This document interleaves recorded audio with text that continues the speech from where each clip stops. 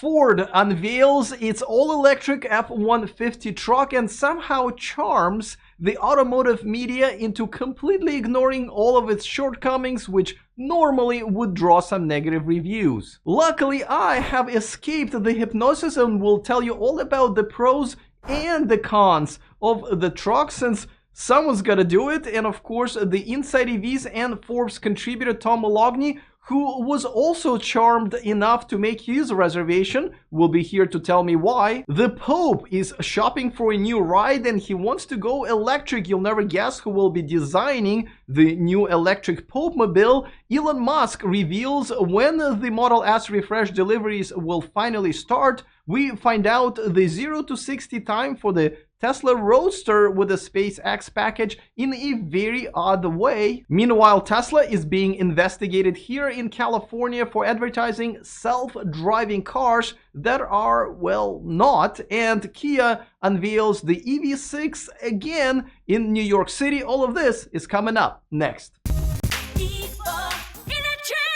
Welcome to E4 Electric. If you are interested in everything that's going on in the exciting world of electric cars, or as we will all call them very soon, cars, well, you came to the right place. All you have to do is click on that subscribe button and the bell notification icon so you don't miss anything moving forward. Let's get to the top story. And Ford has finally unveiled the all-electric pickup truck, the F-150 Lightning, and the entire automotive industry has gone absolutely truck nuts for it. Now, I'm not gonna lie, I'm a little jealous because after the unveiling, I did not feel the butterflies in my stomach like everybody else did. But I'm sure I'm not alone. I'm sure Elon Musk, my good friend, my buddy Elon Musk, did not like this guy. Oh, wow, congratulations from Elon Musk. That's pretty big. But Elon, are you sure they didn't, I don't know, steal some code from Tesla, or the name doesn't sound funny in a different language? I don't want to pick on e-tron, but it's, you know, it's there's room for improvement. So, e-tron. All right. Yeah, see, what happened to that, Elon? All right, well, I mean, it's not like the leader of the free world was excited about this truck. Mr. President! This sucker's quick. Oh, come on, Joe. What do you now do? Car reviews? I mean, I thought you were supposed to be creating jobs, not taking it away from me. All right, I guess I'm the only one who is a little underwhelmed, but don't get me wrong. This is huge because the Ford F-Series has been America's best-selling truck for 44 years. To keep this going, Ford had to change with times, and they have made a huge step towards the electrification with the Mustang Mach-E, which has proven to be a huge success. So my expectations of the all-electric F-150 were cyber wide and Rivian tall. So let's talk about the truck, and we will start with the design, which is essentially what you would expect from the next generation F-150, gas or not, and that's perfectly fine. We do not want to scare the truck people away with weird door handles and round edges. It has a 15.5-inch vertical touchscreen in the center console, like the Mach-E, which I think has one of the best UIs on the market. Now let's talk about the top 3 things that have impressed everybody, including me. And of course, we gotta start with the price. The electric F-150 will start just under $40,000, and essentially after the incentives, it will cost as much as the gas entry version of the truck at around $30,000. Now that is a big deal. That was a shocker. Number 2, it will have the vehicle to home feature with, get this, up to 9.6 kilowatts and 80 amps onboard power. It can essentially power up your home for about 3 days, but I'm sure some of you watching can probably live off of it for weeks if all you need to keep running is the game console and the fridge with a beer. Number 3, and this is its actual name, the Mega Power Frunk, that has a total volume of over 14 cubic feet and can carry up to 400 pounds. That's bigger than my studio right here. Now, as amazing as these features are, it is a bit odd that the top 3 things that media was talking about after the unveiling had nothing to do with the truck, you know, moving. So let's talk about it. There will be 2 versions and 2 battery sizes at 230 and 300 miles of EPA range. Ford did not announce the battery capacity, which usually is a bit of a red flag, but many people are estimating it at 120 and 160 kilowatt hour respectively. For the battery tech, Ford has partnered with SK Innovation, much like Tesla has partnered with Panasonic and GM with LG Chem, which is crucial for delivering this on a mass scale. Now, not only the range is below the Cybertrucks and Rivians by just a little, but also when it comes to range, we have to look at the pickup trucks a little differently, because I hear that if you use them right, they're supposed to be carrying stuff in their truck beds or hauling stuff behind them, or both. And the reason I know this is because I saw this somewhere, oh yeah, in Ford's own press footage for this truck that you're looking at right now. That can increase your range by a lot, in some cases cut it in half. So now we're taking already not so impressive 230-mile range to what? 100 plus. And I'm not saying there aren't plenty of people who would want this truck the way it is right now. Hell, there were more than 44,500 reservations placed in the first 48 hours. I'm just saying, let's be fair, because if us, the media, calls out every electric vehicle that comes on the market with a subpar range, especially compared to Tesla, like the e-tron or the EQC, well, why are we giving Ford a pass? Nevertheless, the F-150 Lightning has 563 horsepower and 775 pound-foot of torque. The extended range Lightning is able to tow up to 10,000 pounds, while the standard range can do 7,700 pounds. Now let's talk about charging. It does come with an 80 amp 19.2 kilowatt charger that can charge the battery in 8 hours. However, the other home charging choices will not get the job done overnight. It may not be until you finish your omelet and, I don't know, watch some electric car YouTube videos when your truck is done charging. The max DC charging rate is also a bit disappointing at 150 kilowatts, which means it will be over 40 minutes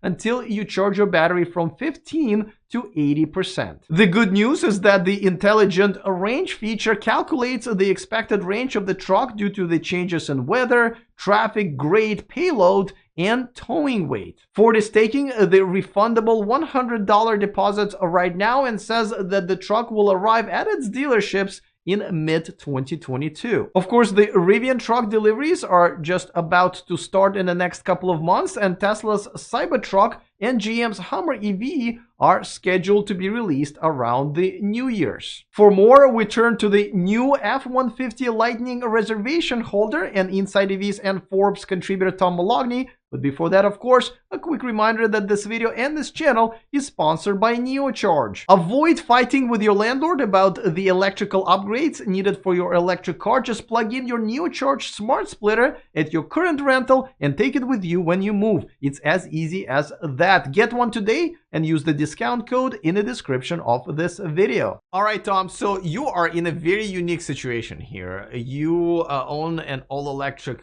car, which is your Tesla. You also own a gas-powered pickup truck. You have been a Cybertruck reservation holder for a while now, and now you are the all-electric F-150 reservation holder. How did you come up to this conclusion that you must have this reservation as well? And are you thinking about possibly canceling the Cybertruck reservation? Well, so, you know, I always have a pickup truck because I own commercial property. I plow my properties. I need to plow. And I'm always doing something where I'm loading stuff up, wood, lumber, whatever. So I've had a pickup truck on my driveway for the last 20 years, Alex. And yeah, I have a Cybertruck reservation. Hey, you know, what's going to happen with that? You know, I made the reservation a year and a half ago. We still haven't even seen the real production version. Elon's been promising a lot of things. So I'm kind of hedging my bet now. I'm not saying I'm definitely going to get the Lightning, but I definitely am considering it. And if Ford delivers it quicker than I can get the Cybertruck and I like the specs and the final cost, yeah, I'll jump ship and I'll go over to Ford. Do you like the specs of F-150 Lightning? And if so, what is it that you really like about it, at least enough to make the reservation? So, yeah, I do like the specs. You know, for me, it works perfectly. I don't need a 500-mile pickup truck. You know, I could probably even get away with the smaller battery, the 230-mile version, though I'd still probably get the 300-mile version. I love the fact that it has the vehicle to home. It's got 11 power outlets on it. I always seem to need some type of power when I'm somewhere on a job or something. So, yeah, I mean, I love that power frunk in the front with all that storage, over-the-air updates. I love it. I'm all in. I think Ford did a good job, but it's not perfect. But I think they did a good job with it. No, it's definitely not perfect, but I somehow see almost everybody in the media get kind of fooled by it. I feel like that, you know, we, the electric car journalists, always criticize you know, electric vehicles when they come out, when they are a bit or a lot short on the range and the charging solutions. You know, in this case, you know, the truck, if you load it up or, you know, haul a trailer behind it, that range is getting, you know, in you know, under 200 most likely, you know, and also the charging is not really that fast, and at the same time they're not thinking about building charging locations in the remote areas where some of these truck owners will take them. I mean, is there a double standard here, and how did Ford manage to fool everybody in the media? Well, I don't think they fooled everybody. I do think that, you know, if you try to make this the pickup truck for everybody, it's not going to work, obviously. Does the range work for everybody? Definitely not, especially those people that need to haul 6,000, 7,000 pounds, you know, 400 or 500 miles every, you know, couple of weeks. That's part of the work duty that it needs. This might not be the best pickup truck for those people. But you have to understand, Alex, Ford sells 1 million F-150s a year.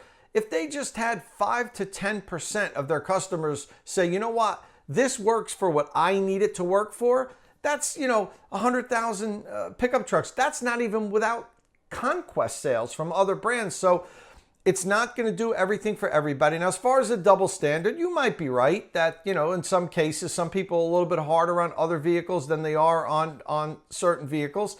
But, you know, as far as I'm concerned, I think this checks enough boxes for enough people. I think that 400 or 500 mile pickup truck that can tow, you know, 4 tons of cargo, 300 or 400 miles, is still a couple years away. Now, all right, so, you know, one company we haven't heard from yet on at least an affordable pickup truck is obviously GM, and they would love to steal that crown from Ford with the, you know, for the most best-selling truck. What do they need to do once they unveil their all-electric Silverado to either catch up or maybe even bypass Ford? So they have the advantage now of knowing exactly what Ford's doing.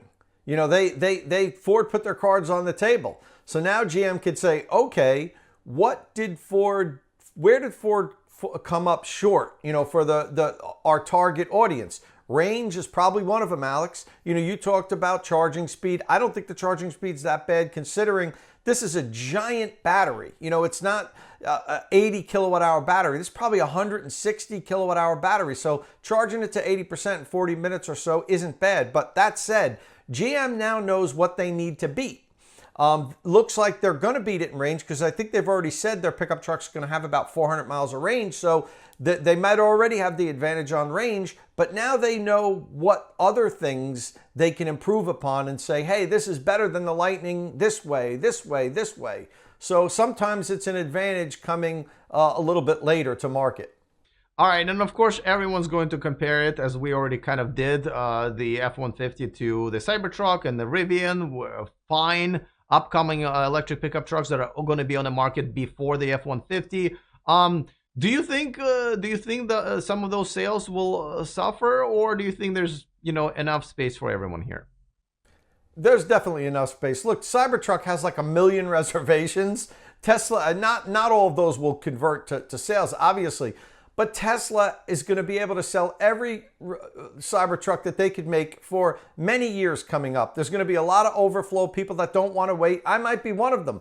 You know, I don't know when I'm going to get the opportunity to get a Cybertruck. And, you know, if it's too long, then, you know, I might jump ship. You know, That's definitely the timing of when they'll be available is going to play a big role here for everybody, I think. Let's see if people like Tom end up getting the F-150 Lightning over the Tesla Cybertruck, and if he does, you will hear it directly from him on his YouTube channel, to which you should subscribe. I put the link to it in the description of this video. Let's move on to the next story, and yes, my hair did get shorter from about 20 seconds ago because somehow I thought it would be a great idea to schedule my haircut appointment in the middle of my taping. But listen, everybody makes mistakes, no one's infallible. Speaking of infallible, Pope Francis is shopping for a Popemobile, and he wants to be just like the other cool kids on the block and go electric. And guess who showed up in Vatican to help him with that choice? It's our friend Henrik Fisker. Looks like there will be a Fisker Popemobile. The two words I never thought I would say together, like a front trunk. Kia EV6 was unveiled this week. Again, I was pretty sure I covered this a few weeks ago when they unveiled it back in March, but I guess this time around they're doing it for reals. This time Kia did it via a live stream from Times Square in New York City with a big show. The specs are impressive though, especially their DC fast charging max rate of 350 kilowatts with the 800-volt system, charging the EV6 from 10 to 80% in just 18 minutes. It will have two battery sizes, the 58 and 77.4 kilowatt hour versions. The bigger battery will have around 280 EPA miles or so, but a lot of Nero EV drivers have been reporting the real-world range consistently exceeding the one of the EPA. The 0 to 60 is 5.2 seconds, and the GT version will do 0 to 60 in 3.5. Other cool features include the augmented reality head-up display, the remote smart parking assist, where you don't even have to be in the car, much like the Tesla parking lot summon, the surround view monitor, and of course, the Kia EV6 can provide up to 3.6 kilowatts of power to appliances, tools, and to even charge another electric car. In Europe, it will start at around 45,000 euros, which means here in the United States, it will be at around $45,000. The deliveries will start in select global markets, whatever that means, in the next few months. In the United States, it won't be here until the next year. Tesla Roadster has been on tour like a rock star, and it is currently being displayed at the Peterson Automotive Museum in Los Angeles. But believe it or not, it's not the car itself that's getting most of the attention, it is the plaque in front of it. Because the plaque has the information that has never been previously unveiled, which is the 0 to 60 time for the Roadster equipped with the SpaceX package, and it is 1.1 seconds. Is that even safe? Should there be regulations on how fast the car can slam the back of your head into the headrest? I never thought I would be asking this question, but damn, this is fast. I think I just got a whiplash from just talking about it, but let's talk about a car that is much slower, because the Tesla Model S refresh can only do 0 to 60 in about 2 seconds. Now, Elon Musk has answered the biggest question of the year so far that had nothing to do with the Bitcoin or Dogecoin, and that is, when will the Model S refresh deliveries will start? The delivery dates have been changed up and down for those who have placed their orders many times, thus frustrating a lot of reservation holders, but now we know it will be the June 3rd. Well, Elon is calling it a delivery event, and we don't really know what that is, because when Model 3 delivery event took place, only a few cars were delivered, and then it took until the following year to really ramp up the deliveries. Hopefully, it will be different this time. California DMV has just realized that Tesla is offering the self-driving package, and even if you pay the $10,000 for it, the car doesn't really drive self. Now, I know all of us have gotten used to that, just like we've gotten used to social distancing or Kanye West, but not the DMV. They are reviewing whether Tesla is violating a state regulation by advertising their cars as self-driving without meeting the legal definition of self-driving. Now, DMV actually has a lot of power. Not only they regulate how long you're going to be standing in line on a Saturday afternoon trying to renew your driver license, but they're also regulating the self-driving vehicles on California roads. So if DMV finds that an automaker like Tesla is violating one of their policies, they can actually pull the license and Tesla would have to disable the self-driving package in California. I will keep you updated and let you know how Tesla manages to squeeze themselves out of this one, and we all know they will as this story develops. Don't forget to support this independent channel by joining my premium member program, where you will have access to a lot of exclusive videos. And of course, I'm looking forward to all of your comments. Other than that, see you guys next time, and remember to stay charged.